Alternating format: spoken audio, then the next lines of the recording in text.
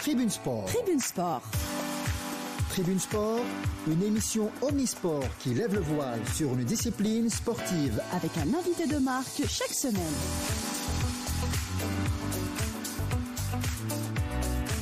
Décryptage, Analyse, commentaires et portraits retraçant le palmarès des gloires du sport algérien. Tribune Sport avec Walid Bouawish sur Radio Algérie Internationale.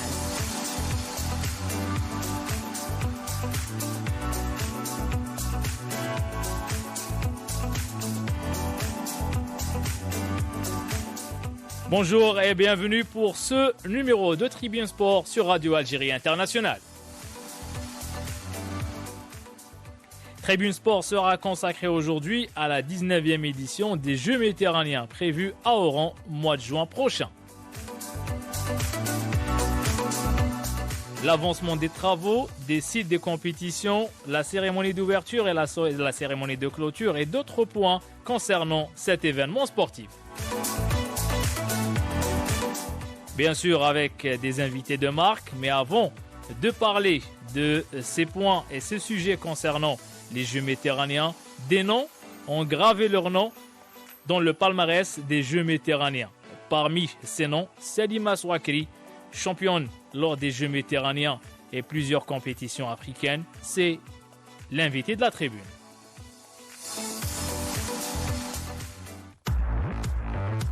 L'invité de la tribune. L'invité de la tribune.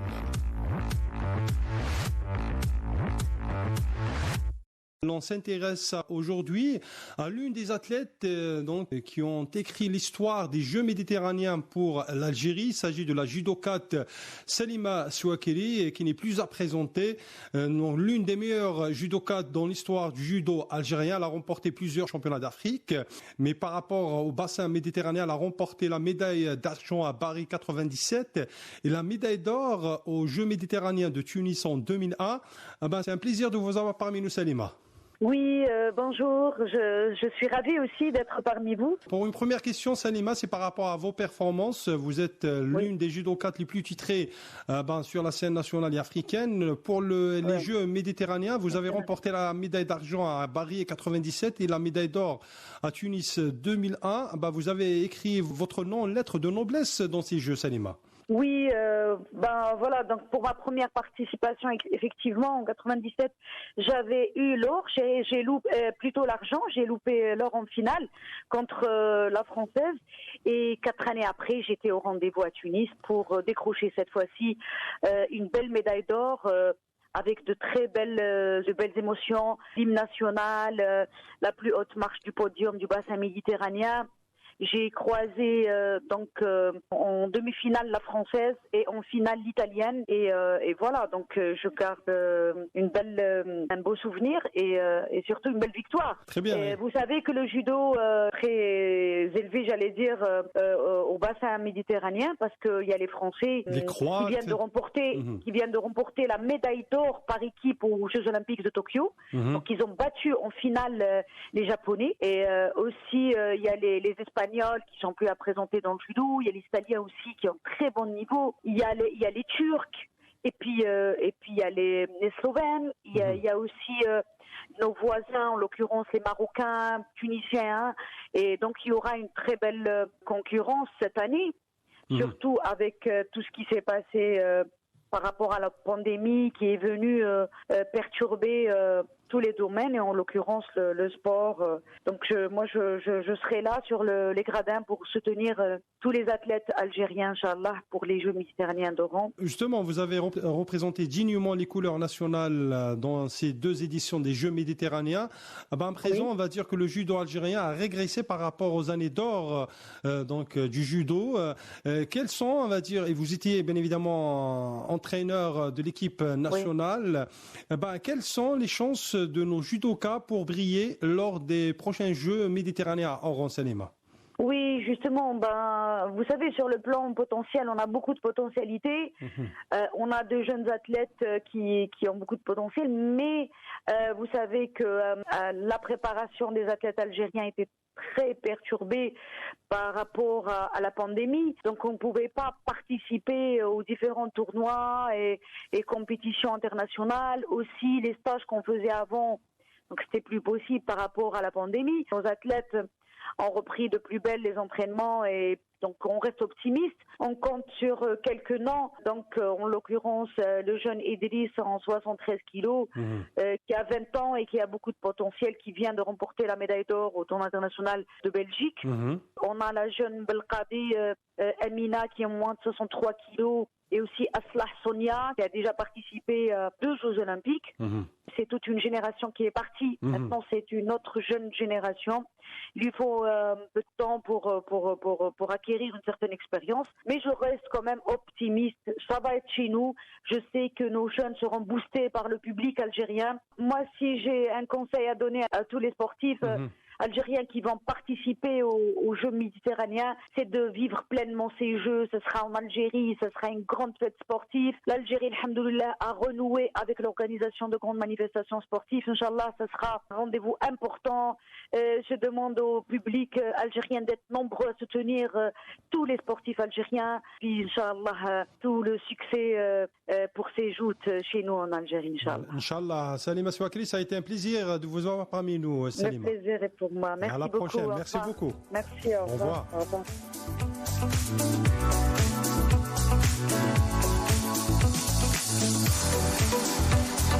Voilà, c'était l'invité de la tribune, Salima Souakli, la championne au judo. Et comme on l'a annoncé dès le début de ce numéro de Tribune Sport, des invités de marque. Et notre invité aujourd'hui, c'est un grand monsieur, donc un ex-cadre du ministère de la Jeunesse et des Sports qui connaît bien le sport et le haut niveau. Actuellement, il est conseiller du président et du comité d'organisation des Jeux méditerranéens. Il s'agit de M. Jafar Ifsah. Monsieur Jafar Ifsah, bonjour et merci d'avoir accepté notre invitation. Bonjour, c'est moi qui vous remercie de l'effort que vous faites pour la promotion des Jeux.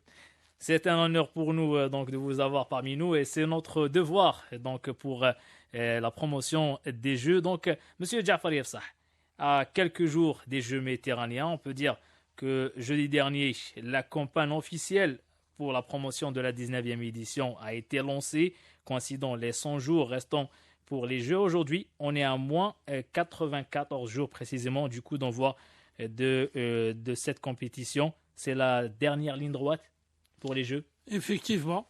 Après, c'est le compte à rebours. Après la journée de promotion donc, qui a été lancée avec beaucoup de succès à Oran.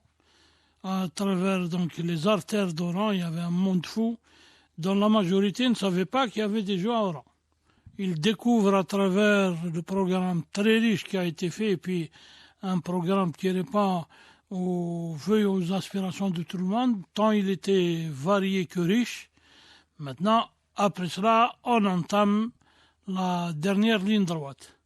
Dernière ligne droite pour mettre en œuvre les conclusions et les recommandations du Comité international des Jeux méditerranéens qui suit de très près ce qui se fait à Oran, mais également avec les encouragements et le suivi, le soutien de Monsieur le Président de la République, Monsieur le Premier ministre et les ministres concernés qui sont membres du Conseil donc, des Jeux, et bien sûr, sans oublier les autorités locales, particulièrement M. Loueli et M. le directeur de la jeunesse et des sports de la Wilaya, qui œuvrent sans relâche, jour et nuit, pour donc réunir les conditions de la réussite de ce grand événement méditerranéen. Justement, M. Jafar Ifsah, restez avec nous. Vous avez parlé du comité international des Jeux méditerranéens. Nous avons avec nous le deuxième vice-président du comité international des Jeux méditerranéens, M. Bernard Amsalem. M. Bernard Amsalem, bonjour et merci d'avoir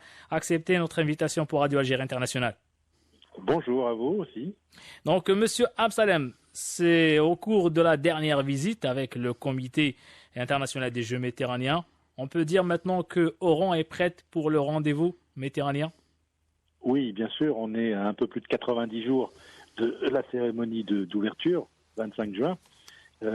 Donc, on peut dire qu'effectivement, les choses se précisent et que tout rentre dans l'ordre pour que ces Jeux soient bien organisés et soient une réussite pour Oran et pour le pays.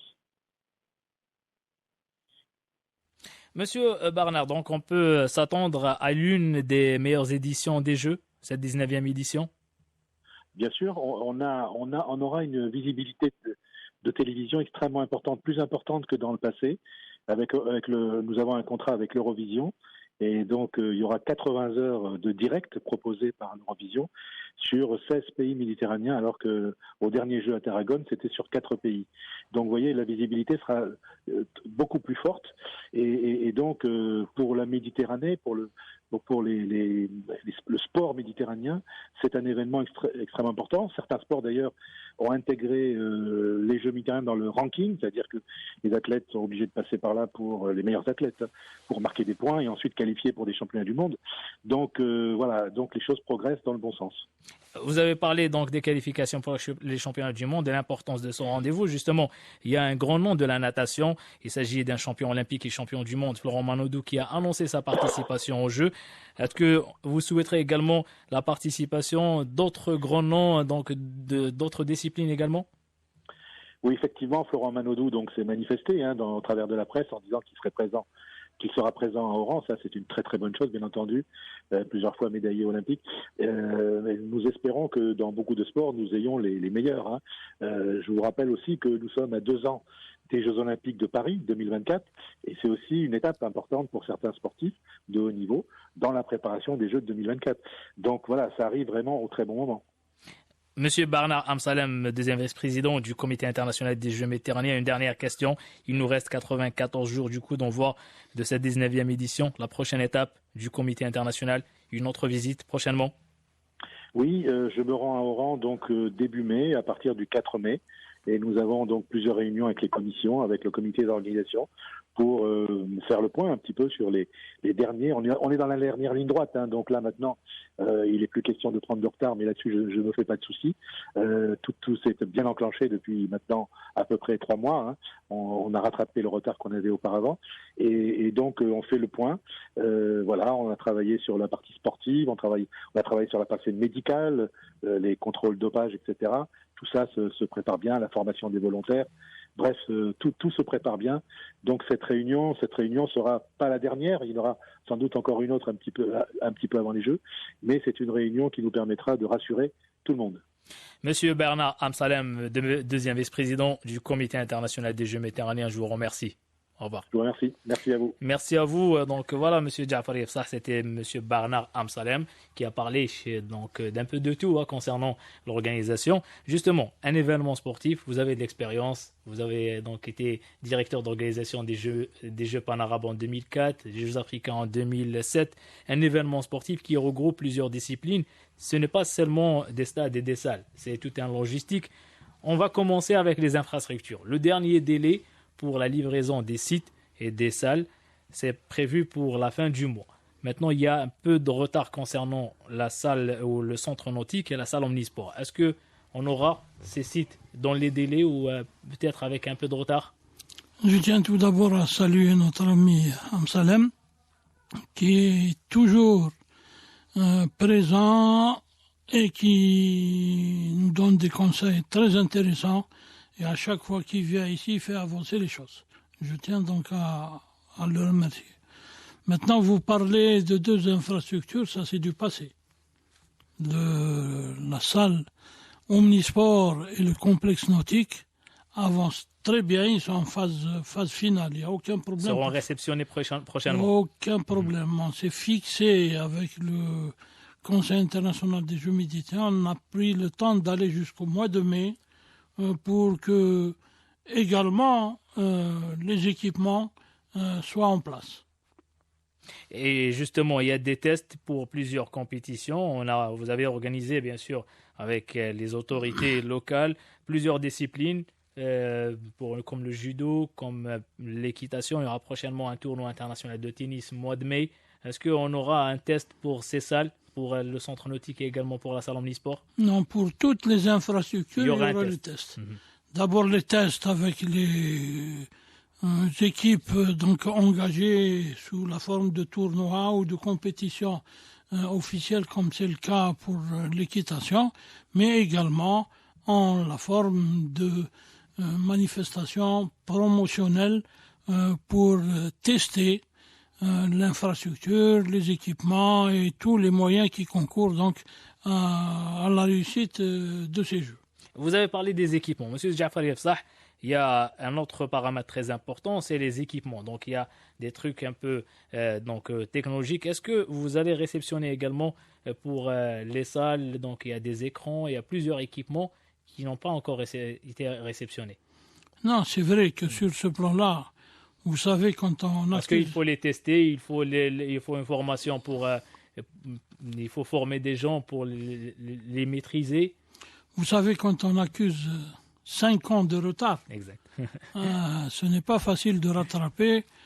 Aussi, dans des conditions pareilles, les conditions des marchés ne sont pas quelque chose de facile. Aussi, les délais pour certains équipements de pointe et les fournisseurs fixent des délais qui leur permettent d'être au jour J. Le dossier est pris en charge même par les services du Premier ministère qui ont eu donc à réunir toutes les parties concernées par ces marchés. La majorité des dossiers ont été traités au niveau de la commission centrale du ministère de la Jeunesse et des Sports. Les autres suivent leur cours. Mais en ce qui concerne l'utilisation de ces équipements, ce n'est pas quelque chose de nouveau pour les cadres du ministère de la Jeunesse et des Sports. Ceux qui exercent au niveau des fédérations et des ligues sont habitués donc, à la manipulation de ces équipements. Sur ce plan-là, il n'y a aucun problème. Un autre point très important, M. Jafar Yefsah, c'est la cérémonie d'ouverture et également la cérémonie de clôture. Le thème a été choisi, je pense, et même approuvé par le Comité international des Jeux méditerranéens. Donc, on peut dire que la commission concernée par la cérémonie d'ouverture et de clôture est en plein préparatif. C'est très important une cérémonie pour un événement pareil. C'est l'image des Jeux dès le début. C'est juste. C'est M. Salim Dada, l'ancien secrétaire d'État, qui est un homme de culture, qui veille de très près donc à la mise en œuvre du concept qu'il a mis en place lui-même en relation avec des experts qui travaillent avec lui. Ce document a été présenté lors de la dernière réunion et a fait l'objet donc d'une adoption à l'unanimité par les membres du Conseil international des Jeux méditerranéens. Également, la même chose pour la cérémonie de clôture. La cérémonie d'ouverture a 120 minutes et 70 pour la cérémonie de clôture. Elles seront pleines de lumière, de mouvement et surtout de la valorisation du patrimoine national algérien qui est très riche mais méconnu au niveau de la majorité des pays participants. Et ce qui concerne un autre paramètre très important, c'est la logistique. On sait bien que la wilaya d'Oran, c'est une wilaya touristique qui attire beaucoup de gens. Les Jeux auront lieu en juin et début juillet. Concernant les déplacements des délégations, est-ce que donc vous avez tout tracé, vous avez tout mis en place parce que pour le village, le site et le déplacement pour éviter donc d'être en retard ou avec les embouteillages? Non, là c'est un point très important également. Non, c'est sûr. Il y a un plan spécial de circulation qui a été mis en place par la commission du transport en relation avec les autorités locales. Il n'y aura pas de problème pour cela. En plus, donc il y a l'accompagnement de tous les véhicules par des brigades donc spéciales qui les suivent pour faciliter en cas de nécessité donc le passage d'un niveau à l'autre. Sur ce plan-là, il n'y aura pas de problème. Le nombre de bus nécessaires est disponible. Donc sur ce plan-là, il n'y a aucun problème. Monsieur Jafar Yefsah, restez avec nous, on va prendre une pause, mais avec un portrait. Chaque numéro de Tribune Sport, on rend hommage un athlète, une légende du sport en Algérie. Cette fois-ci, on a choisi le défunt, le boxeur et champion olympique Hossein Soltani, Allah yarhamou. Justement, c'est le portrait du jour. Portrait du jour. Portrait du jour.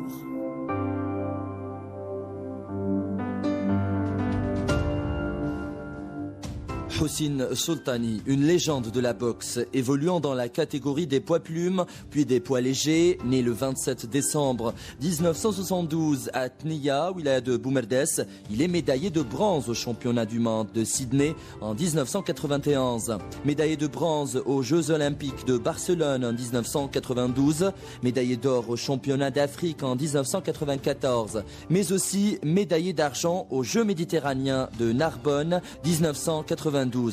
Le maestro Soltani atteint son apogée avec la médaille d'or aux Jeux Olympiques d'Atlanta en 1996 dans la catégorie des poids légers. Il décroche à cette occasion la première et seule médaille d'or de l'Algérie et la deuxième du continent africain en boxe.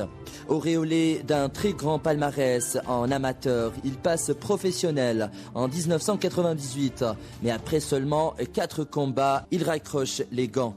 Il meurt assassiné en mars 2002 dans la région de Marseille.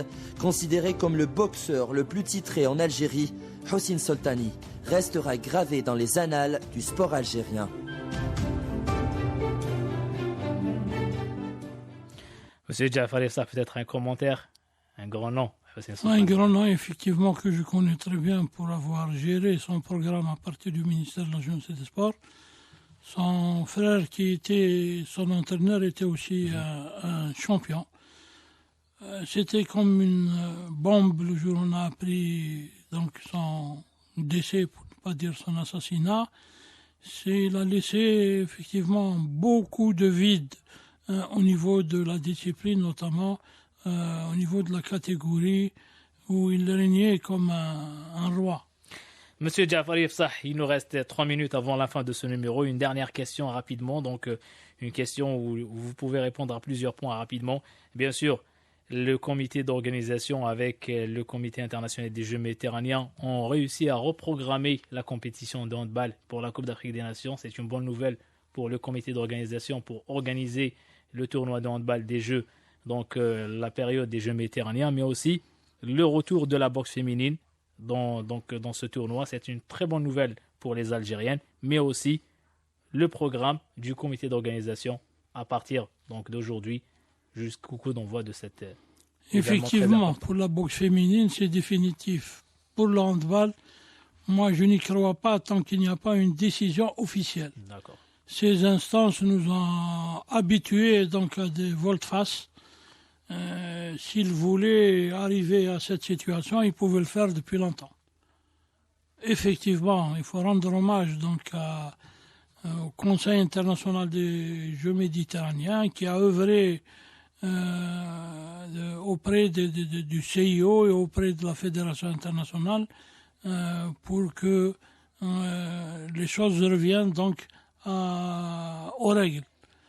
Maintenant, il n'y a pas que, il y a également un léger changement qui va intervenir au pays du calendrier de la natation, vu que les championnats du monde qui étaient prévus dans un pays d'Asie s'est retiré, et c'est la Hongrie qui a pris la place et décidé donc de prendre en charge toutes les délégations, donc l'attrait un peu du blèche.